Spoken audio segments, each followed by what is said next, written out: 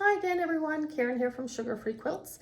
Today's tutorial is about attaching seam binding or straight binding to a project. So for example, this is a cut on the grain, this straight strip here. The letters up here are all cut on the diagonal, so they're done with bias tape, and the way I attach them is with this Steam Seam. It's a 1/4 inch fusible web. So it comes, I think you can get them in 1/2 inch strips, that sort of thing. So I'm going to show you how to temporarily attach this to your project, and then you can top stitch without the concern that it's going to move as you sew it. So let's get started. Today I'm going to show you how bias bars can be a handy notion in your sewing room. First of all, they come in metal or plastic. I prefer the metal because it's thinner, holds the heat well, and so it makes a nice crisp edge on your bias binding when you're pressing it down. Another handy item is this double stick fusible web. Comes in different widths. This one I like to have on hand. It's a 1/4 inch. You fuse it to the back of your binding, and then you fuse it to your quilt before top stitching, so it holds it nicely in place. String can be handy. You can use your measuring tape just as well. I just like to kind of give myself an idea of how long a piece I might need with bias binding so that I can cut it in a workable length. I always like to cut a couple 3 inches extra just to give myself some wiggle room for application. Mini iron, handy, not necessary, but you're working closely with your hands and when you're pressing, so it's kind of a handy item to have. Today we're going to make this little 6-inch heart coaster. So my goal is to have you comfortable constructing the bias binding using the bias bars and applying it to your quilt. It doesn't always have to be cut on the bias. So for example, these binding strips were cut on the straight grain, but I used the bias bars because it helped make a nice consistent width with my binding. So look how beautiful and straight those binding strips are. Here's something from yesteryear, an old project. You can make Celtic knots, 1/4 inch, 3/8 inch, make a beautiful Celtic knot, and you just mark right on your fabric because you always center your binding over your markings so you will never see them. Really great things to do. You can make any kind of Celtic knot with that. Fonts. You can have fun playing with different kinds of fonts. And I think you saw this in the beginning, just 1/4 inch bias binding. Just make a nice script. So there's a number of things you can do and play with and have fun with when you're working with bias binding and bias bars. Let's make some bias binding using our bias bars. The manufacturer of your bars will give you a recommended width to cut your binding strips, because your ultimate goal is to not have that raw edge stick out on your finished side. So here's your finished side, and the raw edge, because I've cut it the appropriate amount, the raw edge is still hidden. It's not sticking out over the folded edge. Okay, so your manufacturer, like I said, will give you a recommended width to cut it. Then I recommend that you play with your seam allowance and see what works best on your machine. So for example, these are cut exactly the same width, but you can see the seam allowances are different. This one has way too much wiggle room. You're looking for a nice snug fit. Okay, this one has just that. See how nice and snug that is on there? That's what we're looking for when we are looking to see what our appropriate seam allowance is going to be. Okay, we're ready to make our finished binding. So we are going to slip our bias bar, oh my goodness, into the slot there, and like I said, we want that nice even fit. So we're going to slide our bar in, and then we're going to swivel our bias binding so that the stitching and raw edge is centered on the back of the binding. So this is the front. See, you don't see anything of the raw edge or the stitches, and this is the back. So let's swivel that along. Got it nice and even. And then we are going to press. Don't need your mini iron for this step. And you want to use steam because you want a nice crisp edge. You also want to be careful that bias bar gets hot because it's metal, so you just want to be careful of that. Now, I've got more length than my bias bar is, so I'm going to slip that along, and this will keep this part will maintain its shape. I'm going to slide it along till I get to a fresh area that hasn't been pressed. Swivel. Lay it down. And you can go ahead and go over this crinkled part that you've just pressed. And it's gotten wrinkled as you move it along. Okay, and then again, we're going to push it along here. And then we can see that peeking out, our bias bar peeking out the end. So we're going to do the last. And usually you are not using anything longer than, say, 15 to 20 inches of bias binding when you're making your strips, so it's easier to cut it into workable lengths. Pull that out, set it aside. Now it's still kind of rounded because we've pulled out our bar. We're going to now and we don't have to worry about pressing too hard. It doesn't make it go out of shape by pressing too hard like it does when you're quilting. You don't want to press too hard and misshape your pieces. So we're just going to ensure that's a nice crisp edge. And as you can see, because it's cut on the bias, as we press, oops, look what I did. As we press, it curves, which is that's what makes it so nice and pliable and easy to work with. There we go. I think I have my steam turned off here. Okay, this will probably work better with my steam on. I'm just going to give it a really good, yeah, there we go, that's better. Really good press. There.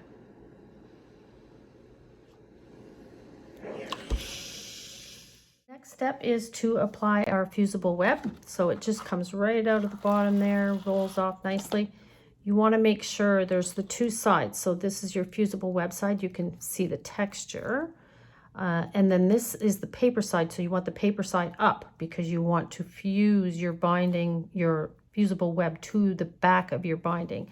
So here we have your binding. We're just going to, and this is where you could use your mini iron to just fuse that right in place. You can use your big iron on this one too because you're not working too closely.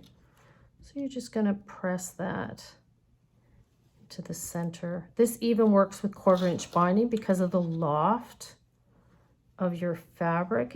It's just a titch wider than 1/4 inch. So it hides the web quite nicely too.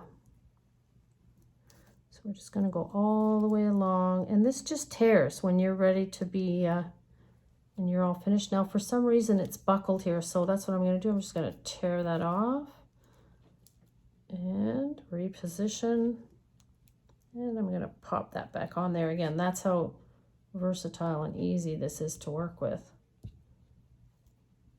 There we go, and just all the way to the end.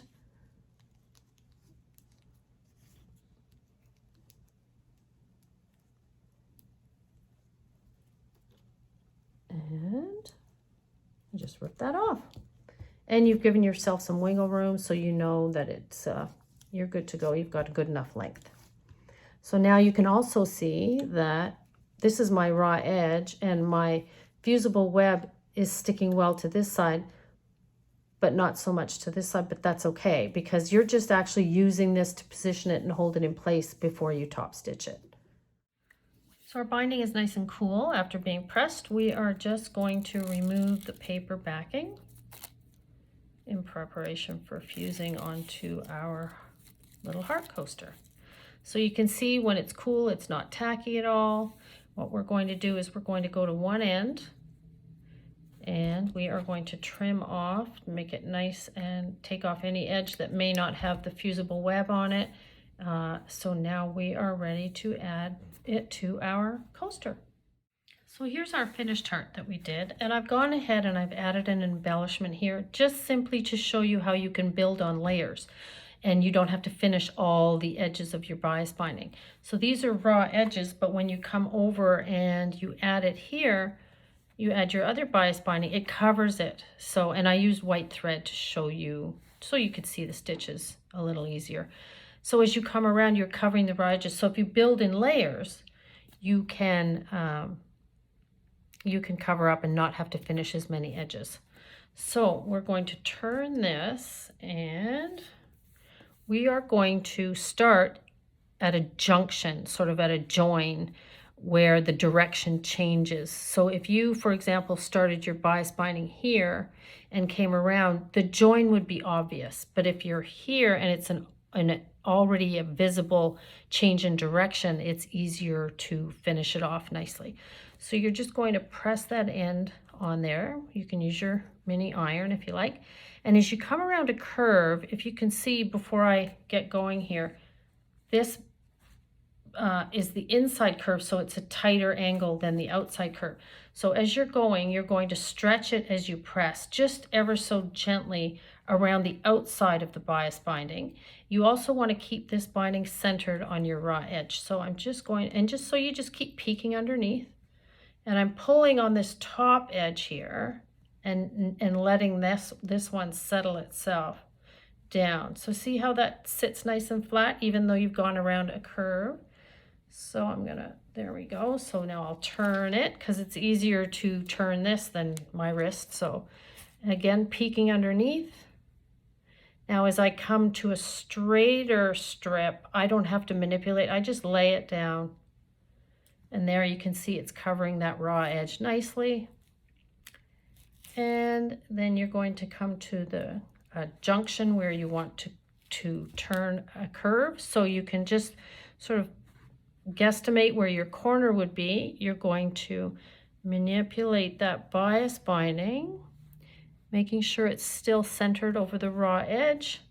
There you have a nice little crisp corner. And you're going to continue up the other side. Now, if you find that your bias binding gets dark because of the heat of the iron, no worries. When that cools off, it'll retain its original shade. So here we come up on another curve. So I'm just going to make sure, and I'm still centered over my raw edge of my heart. Again, stretching this outside one a little bit more than this one so that the inside can maintain its flatness as well. So we're almost back to our join here. So what we want to do is give ourselves, we're just going to cut a little excess so that we can turn that under. So I think I can, so I'm going to actually trim it so it's parallel to our other raw edge, or our starting. Okay, and this is liftable. So if you don't find you come back, you don't like the position, you can lift that, okay? And reposition it, repress it. So now I am going to just check and see if I like that position. And I am going to take an awl or something similar, and you just want to tuck those raw edges under. And you can fiddle with it at the machine too to make sure as you come upon it, to make sure that your raw edges are hidden. So now we are ready for top stitching. When I top stitch, I like to use a nice long stitch, not long, but about a 3. I just like the look of it is all. So I'm going to pull this back so that I can kind of do a back stitch here without it showing too much when the project is finished. So I'm just going to top stitch along the outer part. I like to slow my machine down a little bit for this because then you can have more control over where your needle goes. So we're just going to slowly go around the perimeter. And see how that fusible web has us nicely fused in place. So down to the bottom corner of our heart. heart, and we want to make sure that this doesn't pop up on us. So we're just going to hold that down, go to the corner, one more stitch, needle down, and pivot. Okay, and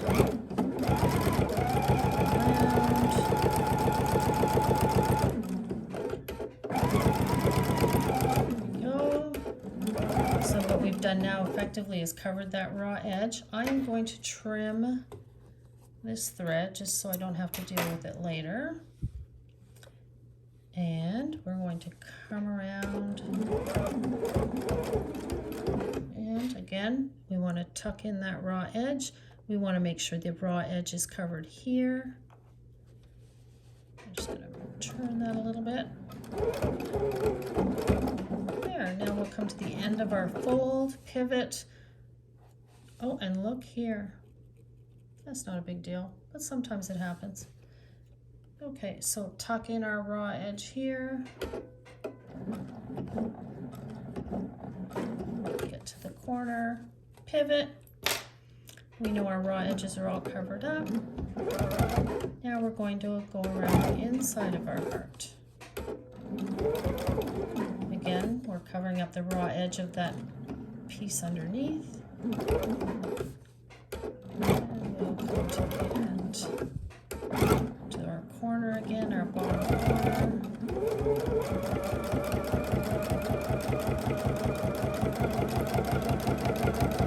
Stop, pivot.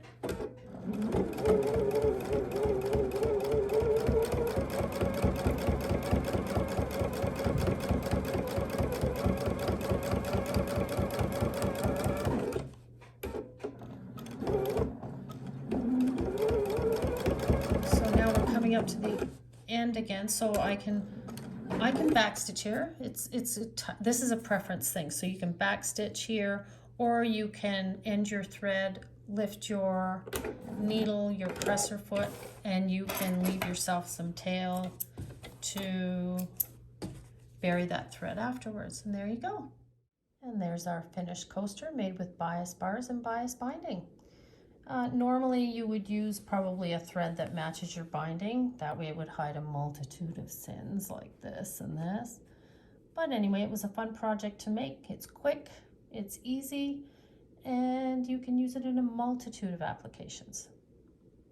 Thanks for joining me, and enjoy the rest of your day.